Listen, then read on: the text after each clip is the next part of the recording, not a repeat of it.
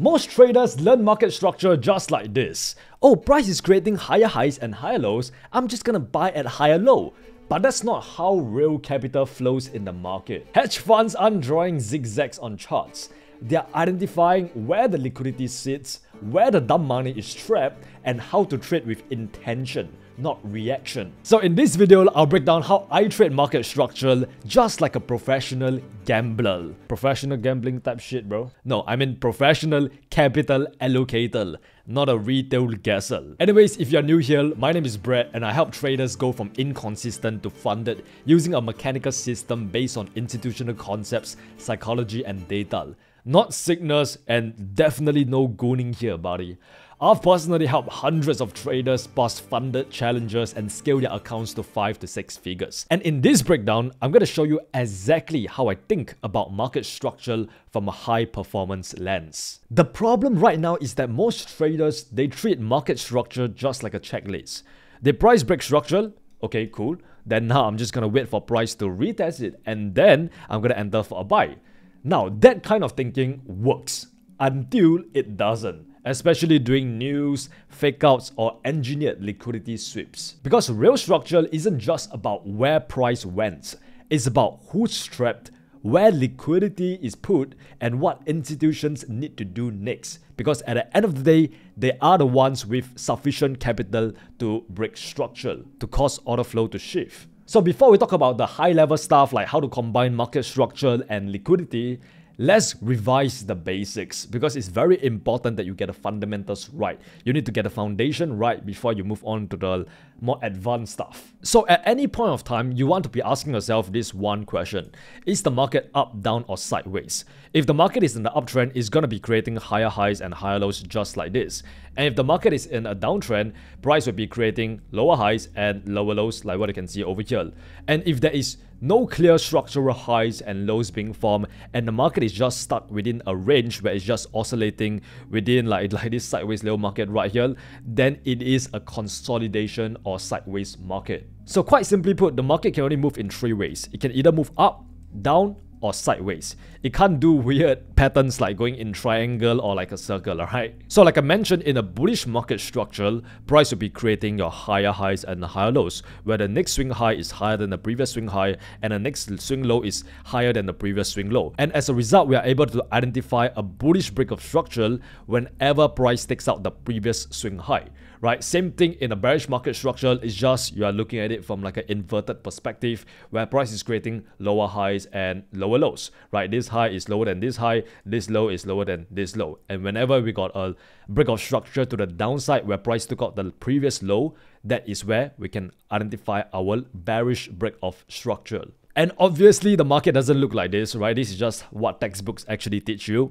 In reality, the market looks something like this, where price push up, pulls back, goes up, makes a minor pullback, and then goes up, and then pulls back, and then starts shifting bearish in the short term in order to facilitate the pullback before price starts shifting bullish again, and then take out the previous swing high, and then creating another higher high and another higher low, and the whole cycle repeat itself over and over again until the sellers overpower the buyers and the market starts shifting bearish. And once the market starts shifting bearish, then price will be giving us lower highs and lower lows just like this. So a tip here is that you want to trade from strong structure and you want to target weak structure, right? So in a bullish market structure, strong lows are being formed and weak highs are getting taken out.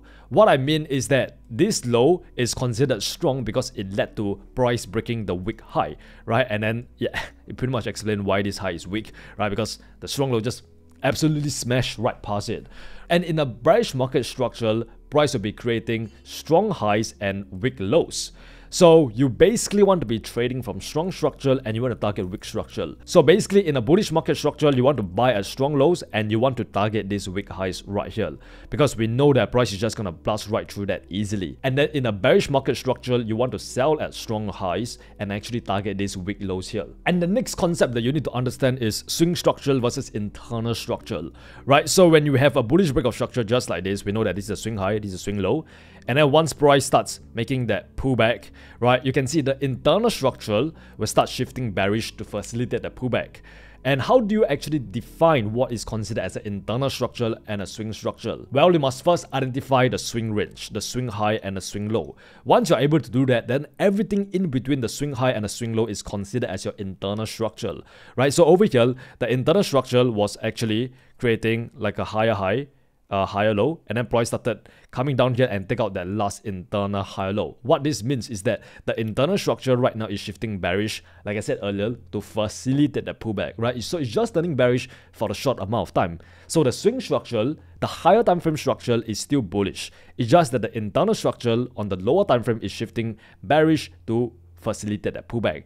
And then pretty much what happens next is that once a new swing low is being created, later on, demand overpowers supply, and then price gets pushed up, and it takes out the last internal lower high, which means buyers overpower the sellers. And right now, this pullback is over, and right now we are going to be continuing with the higher time frame swing structure, and you can see the internal structure begin to shift back bullish again, creating this internal higher highs and higher lows. And then it later led on to a swing break of structure where price take out that swing high, and yeah, and then price creates a new higher high, and then the entire cycle repeats itself over and over again. So same thing right here, swing high, swing low, and everything in between right here is counted as your internal structure. So the next fundamental concept that you need to understand is market shift, right? Market shift basically represents a shift in structure. It tells us that the internal order flow is shifting from bullish to bearish or vice versa. So in this case right here, you can see we got a downtrend, right? Price is creating lower highs, and then later on, demand overpower supply, and next thing you know, price goes up there and actually take out that last lower high, which is supposedly your strong high. And when price actually take out your strong high, just like this, obviously it led to a market shift. And then this low is no longer a weak low, it becomes a strong low since it led to a break of structure. And I can see right now the bearish expectational order flow has failed, and it pretty much confirmed to us that there is a bullish trend change, and the price is creating higher highs and higher lows right now until once again sellers overwhelm the buyers and supply come down here and step into the market and overpower demand, and then it led to price taking this last higher low, giving us a market shift, and the trend has shifted bearish. So that's pretty much all the basics of market structure at a very high level. Now, let me go through the secret sauce with you. Let me go through the professional hedge fund billionaire daddy systematic trading strategy that no one tells you. Trust me, I know this works because this strategy made me a filthy rich billionaire. So basically, the first step is that you want to actually look for some form of bias, okay? You must understand that bias always comes first. So I start with a bias based on higher time frame structure and liquidity, right? So in this particular example right here, forgive my ugly drawing, we got price actually taking out that last swing high, right? So what this means is that we got a bullish break of structure, and based on this, I'm able to identify my swing low and my swing high. Okay, so you also want to ask yourself questions like, are we at a point of interest? Are we at a supply and demand zone? Did the point of interest or structural low sweep liquidity? And are there any clean equal highs or lows above? Right, so what I mean right here is that over here you can see price did not just do like a textbook break of structure just like this. No, what happened was that price actually went up there, pulls back, but then instead of breaking structure straight away, it created like a minor pullback before it comes down to sweep the liquidity below the swing low right here before pushing to the upside. And when this happens, this is not the swing low, this becomes the swing low because this is the lowest point that led to the break of structure.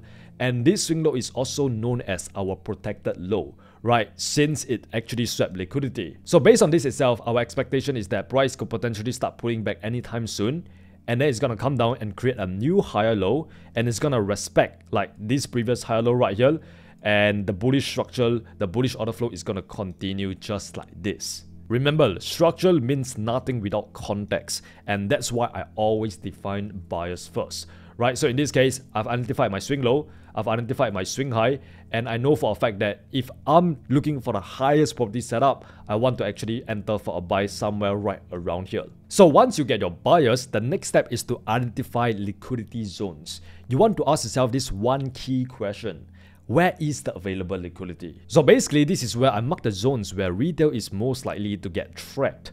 I'm talking about chart patterns like double bottoms, clean trend lines, and swing highs and lows, right? So basically over here, if price actually created like higher highs and higher lows just like this, and retail traders like to place their trend lines right here, we know that there is available liquidity sitting below these lows right here, waiting to be swept. Or where there is some form of chart pattern, like maybe there's like a double bottom right here, and this is where retail traders enter for a buy and place their stop loss below these equal lows right here. Once again, there is just liquidity for later on price money to come down there and sweep it before the real move actually happens. Now you must understand that these zones aren't entry points. They are magnets, they are inducements, they are traps laid out by professional hedge funds in order to bait retail traders to enter early so that they can engineer liquidity. So the third step is that before you actually enter for the trade, right, before you start entering for a buy right here, you want to wait for some form of liquidity sweep and structure shift. Right, here's what I mean. You can see over here, we have identified our swing low and swing high, so everything in between is an internal structure, and you can start to see that the internal structure started shifting bearish, once again to do what? To facilitate the higher time frame swing pullback. So over here, when price start creating these lower highs and lower lows right here, we know that it's just bearish in the short term. Right, so we can keep track of this, and what we want to see is the internal structure to shift bullish. Okay, so over here you can see price comes down, creating a lower high, continues creating like an internal bearish break of structure, and then later on price goes up, pulls back, goes up. What do we have here? We got an equal lows, double bottom. This is a very common chart pattern, and it's also an inducement trap. So what happens is that a lot of retail traders, they see price mitigating this demand zone right here, and then they see this double bottom pattern. This is where they enter for a buy. And we know there is liquidity, right? There's going to be a ton of liquidity sitting below these lows. So you want to wait for that to be swept before you even consider looking for an entry, right? So in this case, later on price comes down there, sweep the available liquidity below these equal lows, mitigate our higher time frame demand zone, and it's also at our extreme zone, which is our last line of defense, which has to hold in order for the higher time frame structure to remain bullish. And then later on, price comes up there and take out this last lower high, this last internal lower high. And this gives us your market shift. And then you can start looking for confirmation to look for your entries. Remember, I want to see a liquidity sweep. I want to see a break of structure, just like this, that clears liquidity, not just like a random spike. And then I want to look for a clean displacement and break of structure in the opposite direction in the form of a market shift, right? So I want to see that very sharp V-shaped reaction right here. And this, my friend, is your real market shift, which confirms to you that the internal order flow has shifted from bearish to bullish. And now after you got a market shift, you can simply just wait for price to pull back to the lower time frame demand zone or point of interest that led to the market shift, and that is where you look for your entry and you look to buy from there. And like I said earlier, you want to trade from strong structure and target weak structure, right? So in this case, if you're entering for a buy at this strong low right here, you can target this weak high. Or you can even be ambitious and try to target this swing high, because we know that the internal structure has officially shifted back bullish, and the lower time frame internal structure is aligned with the higher time frame swing structure, and now all the confluences in the world to actually try to target this swing high right here, because we know for a fact that price is just going to continue and head up and take out this swing high here. Remember, this strategy only works if you have some form of mechanical confirmation.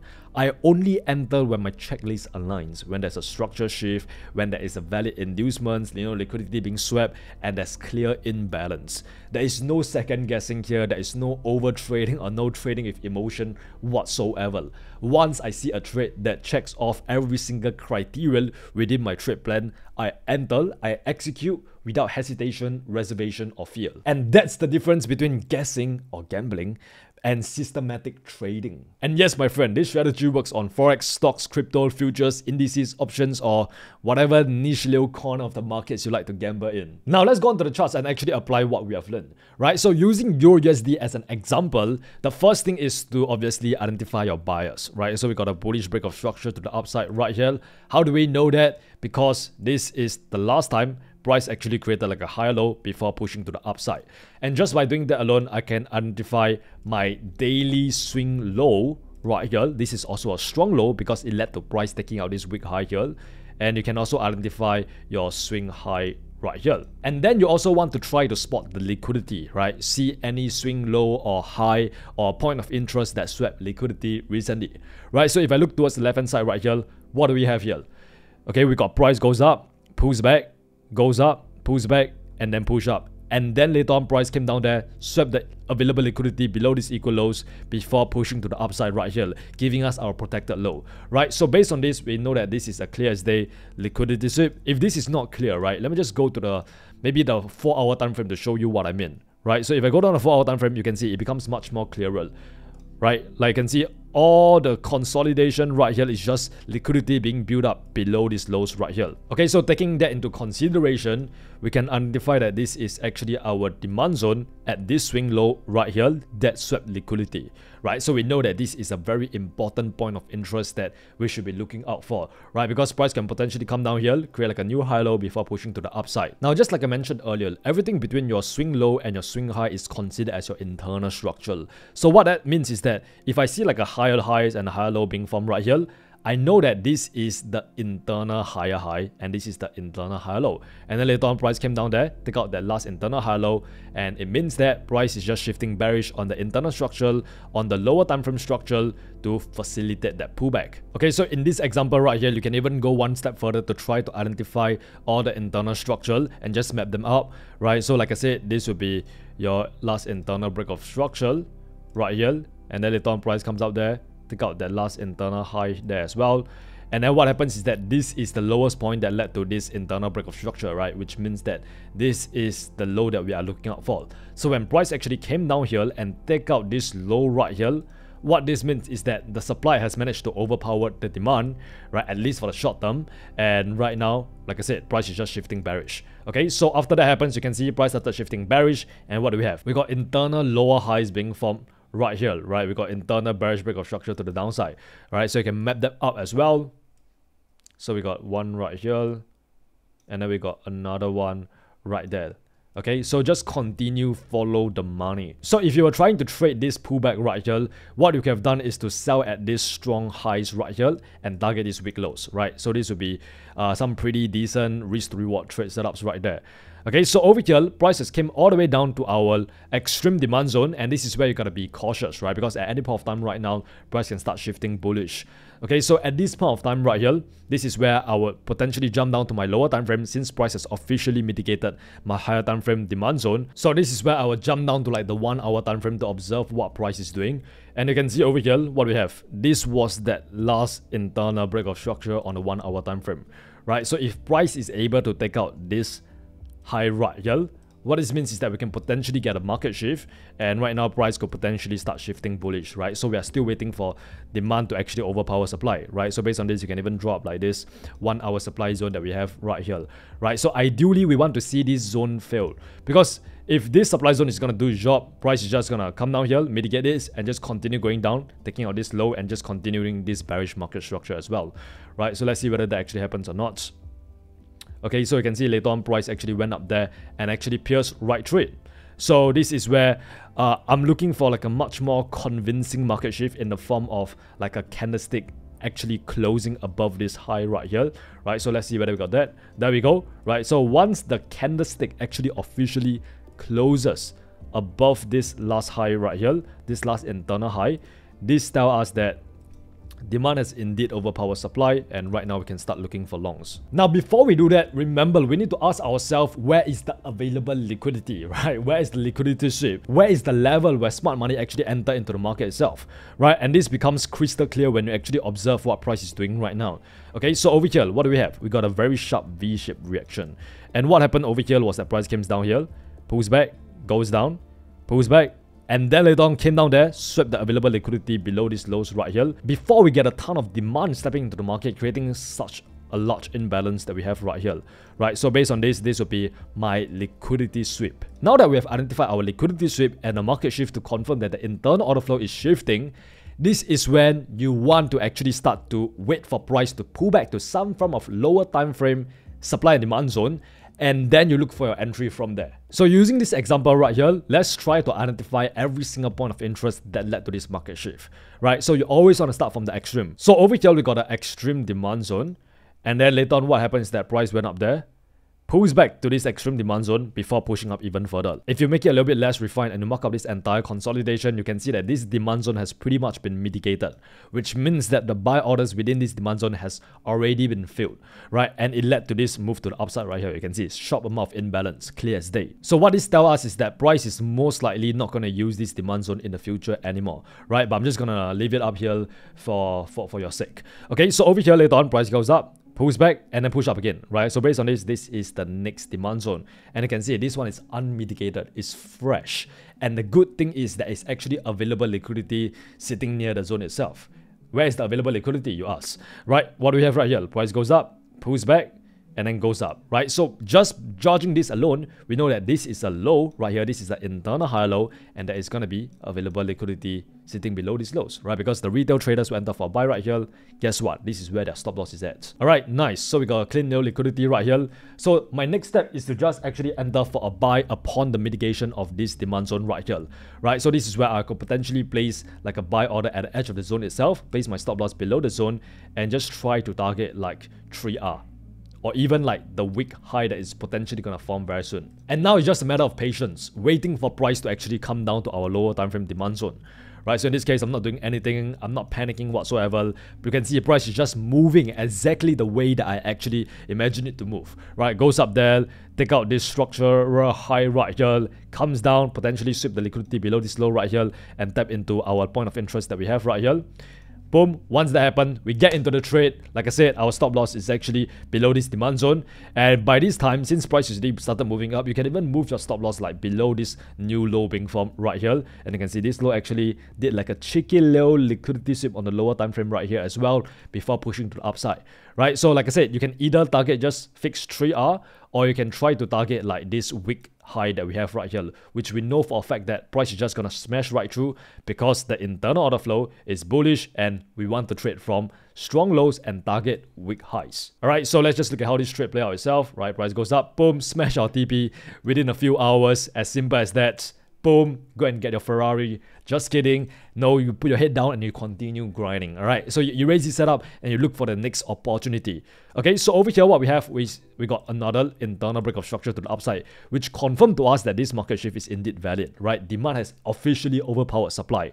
Okay, so like I said, this is where you can start to refresh and start to reevaluate the situation and start thinking about where is price going to start to create like this new high low, so you can look to get in again and try to trade from this strong low and target this wick high right here. So once again, you just do the exact same thing. You just want to identify the point of interest that actually led to this internal break of structure right here. So you always start off the extreme, right? You can see this one is the extreme demand zone, and you can see it's unmitigated, it's fresh, and then there could potentially be another cheeky little demand zone that we have up down here, right? So right here, we're just waiting for price to potentially pull back to either one of these point of interest, and then create like a higher low and then push to the upside, and then that is where you can look for entry itself. Once again, where is the available liquidity, right? So in this example right here, price goes up, pulls back, and then goes up, right? So there we have another little cheeky little low right here. We know that there's going to be liquidity sitting below this low. We can wait for that to be swept and just place our buy order at the extreme demand zone and then place our stop loss below it.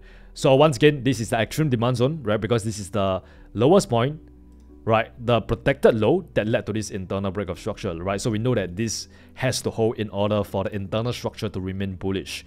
So that is where you place your stop loss below this zone. Like I said, you can either target like this swing high right here, or just do like a tricky little 3R trade.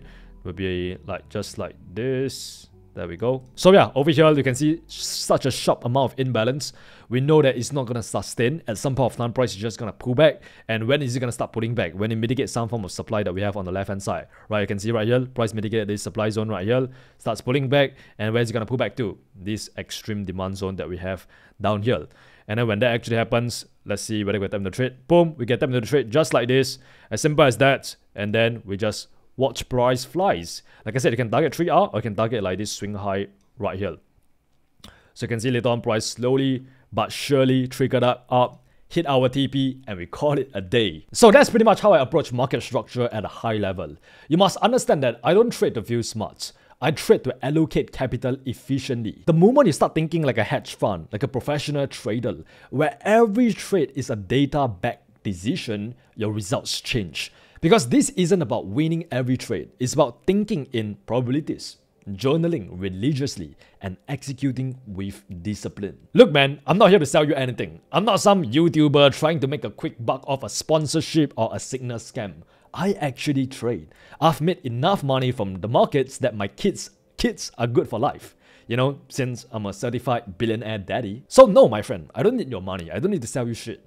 But if you have been stuck, watching hours of trading videos, blowing accounts after accounts, second guessing every entry, then here's your shot to stop gambling and start trading like a professional. Since I'm a nice guy, I put together a market mechanics course completely free.